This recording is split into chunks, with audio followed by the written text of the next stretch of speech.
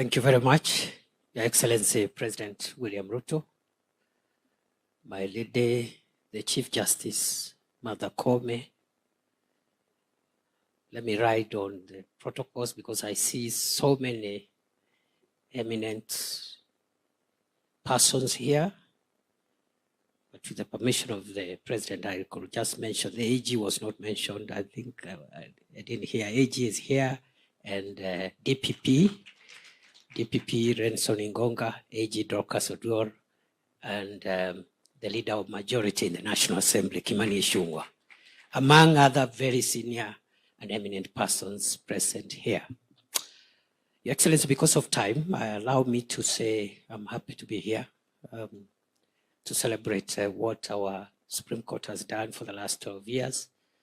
And it's a good thing that our Supreme Court has decided to introspect and reflect, even as they usher themselves into teenage. Because now they are 12, so they are entering teenage, and the responsibilities and the experiences of teenage will obviously visit their experience. And therefore, and that is on a light note, I'm very careful, Your Excellency, because I am an officer of the court. So I'm very careful what I say. I don't want to be accused later of saying that the Supreme Court is entering teenage in future. Your Excellency, allow me to say two quick things before I invite you. The first one is to appreciate what our Supreme Court has done to create formidable jurisprudence on major public interest issues and major public matters of public and national importance. In the short time the Supreme Court of Kenya has existed, the jurisprudence has been quite groundbreaking, and on that front, I think it will be unfair for any assessor to actually fault the performance of the Supreme Court.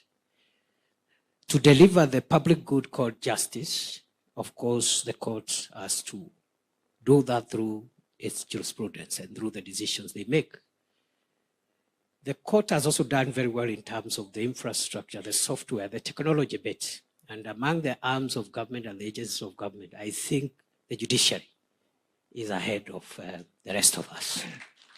Yes, I remember my Lord Chief Justice Maraga when we were confronted with the predicament of COVID, issued certain rules, which we now call the Maraga rules, practice rules, which actually made justice, faster, more efficient, more convenient, even if we were all locked down by this public health emergency called COVID.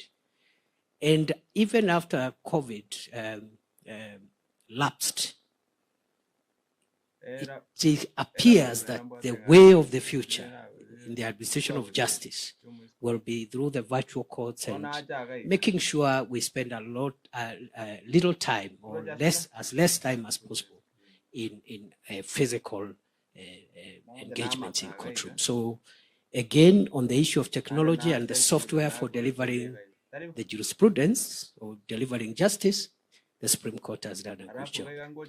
The only little thing where perhaps there is a need to make progress, and I've already heard from our leadership, the Chief Justice and the other speakers, progress is being made.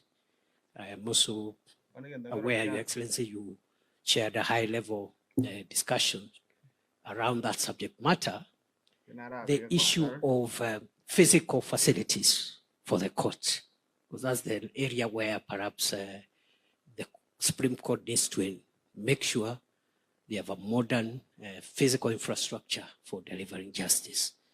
And other than that, I think on a fair assessment, the court has done a good job. The second and last issue, Your Excellency, I want to mention is I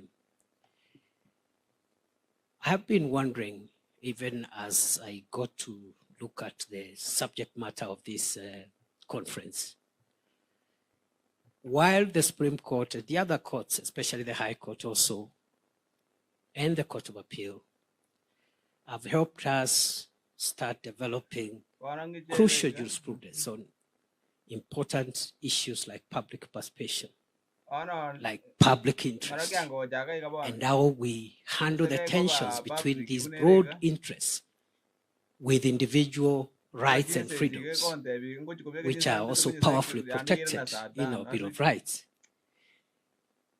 I, as a student of law, I'll be interested to, going forward, hear or learn what the Supreme Court and the other superior courts will tell us about, beyond public interest, whether there are other higher interests. And I'm saying this with a bit of bias, Your Excellency, because it's in the public domain. I'm the immediate security minister for our country after you appointed me 2 years ago. And during those 2 years, I have had to ask myself whether the highest interest is the public interest or there is a higher interest called the national interest. Because the public itself could hurt the national interest. And the Constitution talks about the national interest in 2 places, at the beginning and also in the chapter on national security. Other than the parameters and principles that the courts are helping us to understand about public interest, are there other higher values, primordial, existential, fundamental principles which are crucial to the existence of Kenya? Because the public can be mobilized or can mobilize itself to do the wrong things that threaten the existence of the state. And therefore, that is the next frontier of jurisprudence I would invite us to start thinking about, and the Supreme Court can help us in that regard. And very finally, I think the Chief Justice and the other speakers have ably brought out how we minimize the tensions between independence of the arms of government and the interdependence of the arms of government. That tension needs to be cleaned up a bit so that we do not hurt the 4 aspects of independence, especially for the judiciary: operational independence, administrative independence, financial independence, and decisional independence. Beyond those 4 pillars of independence, there's a lot of interdependence, there's a lot of relationships that be nurtured in a healthy manner without impairing the pedestal or without interfering with the place where the judiciary sits, so that the nation and the state can continue to exist.